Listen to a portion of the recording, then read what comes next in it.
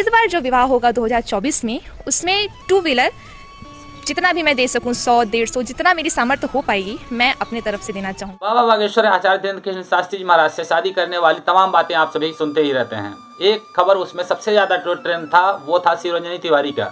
शिवरंजनी तिवारी सिर पे कलश सजा करके बागेश्वर धाम सरकार के नाम का माला जपते हुए बागेश्वर धाम सरकार के मिलने के लिए पहुंची थी और उन्होंने दावा किया था कि फला तारीख को, जून को मैं शादी कर लूँगी धीरेन्द्र शास्त्री जी महाराज से। धीरेन्द्र शास्त्री जी महाराज से शादी करने वाले हजारों नहीं करोड़ों की संख्या में लड़कियां हैं, लेकिन क्या धीरेन्द्र शास्त्री जी महाराज सबकी सुनते फिरेंगे? नहीं।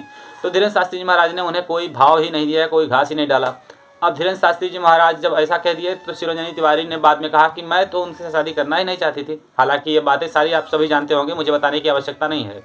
लेकिन बात ये आती है कि शिवरंजनी तिवारी फेम हासिल करना चाहती थी, फेमस होना चाहती थी, पॉपुलर होना चाहती थी। जिस गाड़ी के साथ वो चल रही थी, उस गाड़ी पे एक बैनर लगा हुआ था जिसमें किसी तेल का प्रचार था।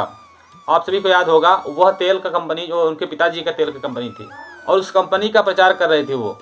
तो आप सभी को मैं बताना चाहूँगा कि वही शिवरंजनी तिवारी कि उनके ढोल का पोल खुल चुका और सभी जान चुके हैं कि वो फेमस होने के लिए बाबा बागेश्वर का नाम खुद के साथ में जोड़ रही थी। लेकिन मैं अभी इनकी चर्चाएं क्यों कर रहा हूँ? अभी दरअसल इनकी चर्चा इसलिए कर रहा हूँ क्योंकि आप सभी को याद होगा कि शिवरंजनी तिवारी ने एक और वादा किया था धीरेन्द्र शास्त्री जी महाराज से कि मैं 2023 का तो हो गया, लेकिन 2024 में जब वो 151 कन्याओं का विवाह करवाएंगे तो मैं प्रत्येक बहनों को, प्रत्येक गरीब बहनों को, 151 बहनों को मैं मोटरसाइकिल दहेज स्वरूप में भेंट दूंगी।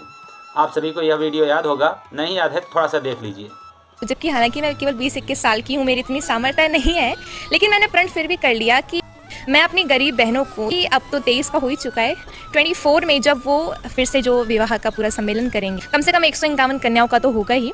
तो ये मेरा प्रण ही है, कह लो कि इस बार जो विवाह होगा 2024 में, उसमें टू व्हीलर जितना भी मैं दे सकूं, 100-150 जितना मेरी सामर्थ्य हो पाएगी, मैं अपने तरफ से देना चाहूँगी। तो मैं आप सभी को बता दूं कि शिवरंजनी तिवारी अपना ये वादा कैसे तोड़ सकते हैं। कहाँ हैं शिवरंजनी तिवारी? किसी को कोई खबर ही नहीं शिवरंजनी तिवारी आखिर हैं कहाँ। वो अपना वादा निभाने के लिए आए ना, अभी नहीं आ रही हैं। शिवरंजनी तिवारी का एक्चुअली कोई पता ही नहीं चल रहा है, ना ही उनकी कोई खबर आ रही है। शादी को सिर्फ 2 महीने बचे हुए हैं। 8 मार्च को ही 151 कन्याओं का विवाह है और शिवरंजनी तिवारी का कोई पता नहीं चल रहा है। तो मतलब साफ है कि शिवरंजनी तिवारी यह भी झूठ बोली थी कि वो 151 कन्याओं को मोटरसाइकिल दहेज में देंगी।